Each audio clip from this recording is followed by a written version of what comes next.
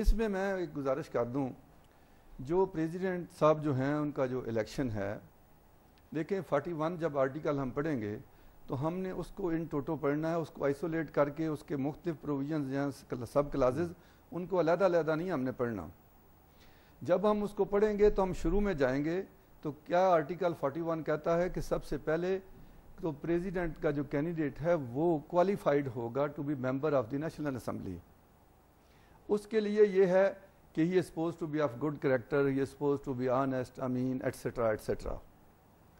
تو بات یہ ہے کہ جس حد تک اوسٹر کلاز ہے، to my humble mind as a student of law, میں سمجھتا ہوں کہ جوڈیشل ریویو جو ہے، جو پریزیڈنٹ کا جو الیکشن کا پروسیس ہے، جو جس کو اوسٹ کرتی ہے وہ الیکٹورل پروسیس ہے. ووٹ کم دیے، تھوڑے دیے، میں نے نہیں دیا، وہ نے دیا ہے. کوالیفیکیشن اور eligibility that is subject to judicial review. اس میں کوئی دوسری رائے نہیں ہے. خواجہ صاحب، میں طاہر سندھو صاحب نے آخر میں جو بات کی ہے بڑی خوبصورت طریقے سے انہوں نے فیوچر کا نقشہ ایک طرح سے ہمیں بتا دیا ہے کہ کیا ہونے والا ہے. انہوں نے کہا جی کہ جو ایلیجیبلٹی ہے پریزیڈنٹ کی، وہ بے شک الیکشن ہوئے ان کو 1 سال ہو چکا ہے ایک طرح سے، لیکن وہ that is subject to review.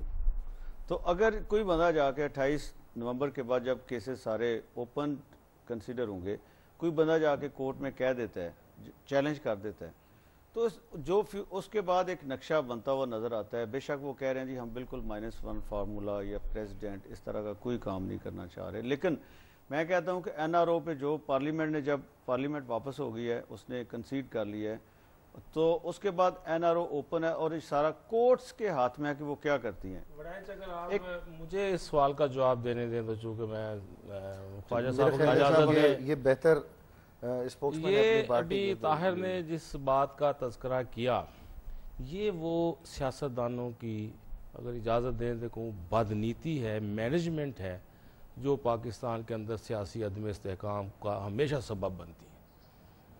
جب صدر پاکستان نے کاغذات جمع کروائے تھے اس وقت اعتراضات ہونے چاہیے تھے، ٹھیک ہے. اب میں آپ سے وڈائی صاحب کہتا ہوں کہ زرداری صاحب کے اوپر جو مقدمات بنائے گئے سیف الرحمان نے، نواز شریف صاحب کے دور حکومت میں بنائے. نواز شریف صاحب نے گرفتار کیا، نواز شریف صاحب نے جیلوں میں ڈالا، 8-9 سال جیلوں میں ڈالنے کے بعد سرٹیفکیٹ لکھ کے دے دیا اور سوئٹزرلینڈ کی عدالتوں میں لکھ کے دے دیا کہ سیاسی انتقام کی وجہ سے یہ مقدمات بنائے تھے ہم نے. یہ ریکارڈ کا حصہ ہے، مقدمات کا حصہ ہے. اور پھر جب مساقت جمہوریت کرنے گئے تو اس میں لکھا کہ ہم نے یہ پولیٹیکل وکٹمائزیشن کی بنیاد پہ جو مقدمات بنائے تھے ان کو ہم وڈرا کریں گے.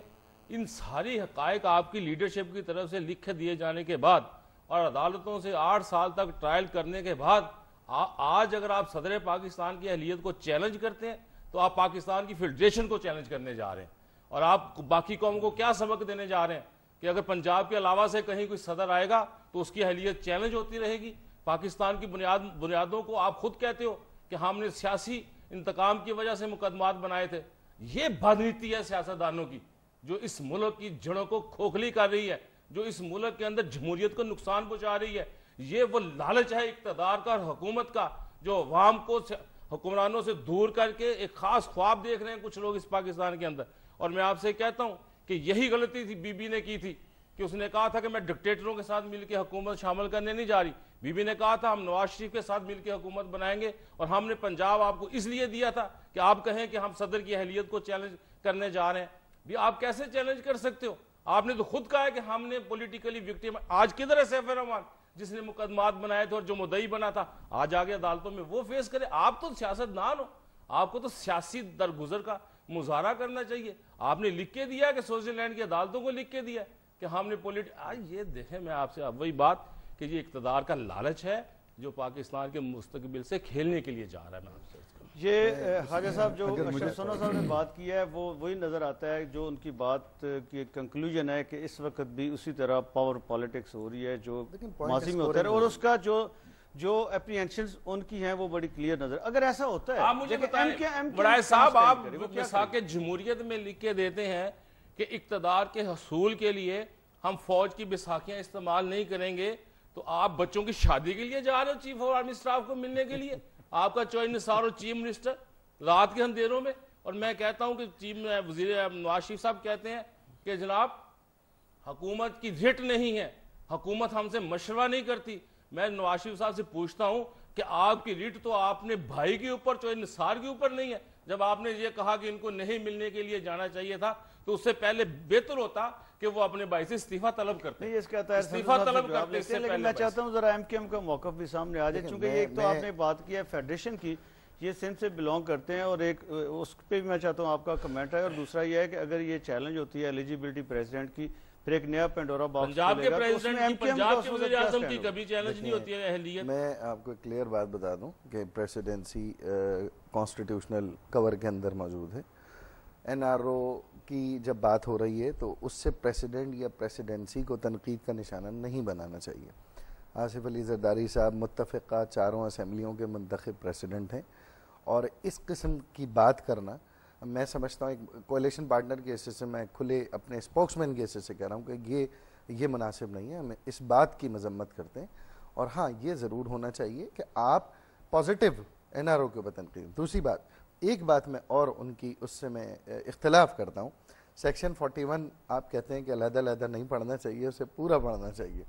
تو میں کانسٹیٹیوشنل بحث میں نہیں جا رہا، آرٹیکل 6 کو بھی پورا پڑھنا چاہیے. جی انہوں نے کہا تو آرٹیکل 6 کو بھی پورا پڑھنا چاہیے.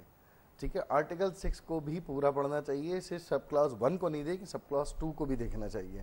اور یہی آرٹیکل 6 پر ہماری سب سے بڑی فائٹ تھی، اور ہم نے اس فائٹ میں کانسٹیٹیوشنل فائٹ کے اندر ہم نے یقین دلا دیا تھا کہ جو بحث شروع کی گئی ہے پوائنٹ اسکورنگ کے لیے، وہ عوام کو بے وقوف بنانے کے لیے، مسئلے کا حل نکالنے کے لیے.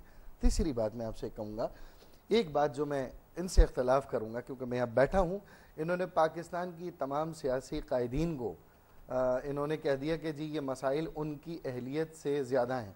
یہ اپنی پارٹی کے قائد کو تو کہہ سکتے ہیں، اور ان کی پارٹی ہی اس کے اوپر ان سے ثوابدید کا اختیار رکھتی ہے. ایم کیو ایم کے قائد الطاف حسین پاکستان کے وہ لازوال سچے محب وطن دلیر قائد ہیں جو پاکستان کے گزشتہ 1.5 سال میں ان کا کردار، ان کے بیانات سندھ، پنجاب، بلوچستان اور سرحد گلگت بلتستان کشمیر کے عوام نے دیکھ لیا ہے کہ ان کا اسٹینس ملک کی تقدیر کا فیصلہ کرتا ہے اور عوامی امنگوں کے مطمئن نظر ہو. آخری بات میں یہ کہوں گا، ٹھیک ہے میں چاہتا ہوں ایک آخری بات کی مجھے اجازت دیں کیونکہ وہ پہلے پارٹ میں پہلے سیگمنٹ میں تھی. M Q M N R O کی بینیفیشری نہیں ہے. ایم کیو ایم کسی ریلیف ڈیل پہ یقین نہیں رکھتی. ایم کیو ایم ہر قسم کے کرپشن کو کنڈیم کرتی ہے، چاہے وہ فیکٹری انڈسٹریاں لگانے کے لیے ہو، سیاسی پارٹیاں بنانے کے لیے انٹیلیجنس ایجنسی سے رقم لینے کی مد میں ہو، عوام کا پیسہ لینے کی مد میں ہو. ایم کیو ایم اپنے تمام کرپشن، ایم کیو ایم کے تمام ممبران پہ کرپشن کا ایک مقدمہ نہیں ہے. اور اگر ہمارے خلاف جو مقدمات عدالت نے ریویو کر کے خارج کیے انہیں دوبارہ آپ کھولنا چاہتے ہیں تو سب سے پہلے ایم کیو ایم اپنے رہنماؤں کے ساتھ اپنے آپ کو عوام کی عدالت میں اور عدالت میں پیش کرنے تیار. ٹھیک ہے جی سندھو صاحب، بریفلی آپ، یہ بہت بڑا اٹیک آپ کے اوپر ہو گیا. دیکھیں جی، میں سونا صاحب جو ہیں میرے لیے بڑے قابل احترام ہیں، ہماری کولیشن میں بڑے آنریبل منسٹر ہیں. تو انہوں نے شاید یہ امپریشن لیا ہے کہ میں یا میری پارٹی جو ہے ہم جا کے کوئی کورٹ کا دروازہ کھٹکھٹانے لگے ہیں کہ آپ جوڈیشل ریویو کی. دیکھیں میں ان کی بات دیکھیں میں ان کی بات میں نہیں بولا تو میں کہوں گا اپنے بھائی کو گزارش یہ ہے کہ دیکھیں کانسٹیٹیوشن جو ہے وہ اپنی جگہ پہ ہے، جو بھی ہے جیسا بھی ہے. We are suppose to go forward in accordance with law. Article 4 جو ہے اس کے بھی کلیئر مینڈیٹ ہے، تو ہم نے تو جانا ہے آئین اور قانون کے مطابق. اگر اور میں آپ کو یہ دعوے سے یہ کہتا ہوں کہ کوئی بھی ان کانسٹیٹیوشنل میتھڈ جو ہے ہماری پارٹی یا ہماری جو کبھی بھی جو پارلیمانی پارٹی کی میٹنگز ہوتی ہیں یا جو بھی ہم دیکھا ہے، کوئی بھی ہم ان کانسٹیٹیوشنل کورس جو ہے پاکستان مسلم لیگ نواز وہ نہیں اس رستے پہ جانا چاہتے. رادر ہم تو چاہتے ہیں کہ یہ سسٹم چلے، اور پاکستان مسلم لیگ نون جو ہے وہ تو صلح کل کی پالیسی پہ ہے. اسی لیے ہم چاہ رہے ہیں کہ اب جب ہم اکٹھے ہوں گے افہام و تفہیم سے بیٹھ کے جو ہے ہم دیکھیں ہم میں کیا نقائص ہیں، کیا ہمیں کرنا چاہیے، ہمیں جو ہے نیشنل جو ہے کرائسس کیا ہیں، ان کو ہم نے کیسے جو ہے نا کیٹر کرنا ہے، ان کو ہم نے کیسے ایڈریس کرنا ہے. یہ سونا صاحب نے جو امپریشن لیا ہے کہ شاید ہم اس کے لیے جا رہے ہیں، وہ یہ ایسی بات نہیں ہے. لیکن لا جو ہے وہ اپنی جگہ پہ ہے. لیکن آپ چاہ رہے ہیں کہ کوئی جائے؟ نہیں، ہم کیسے کہیں گے، میں نے یہ بھی نہیں چاہ رہے.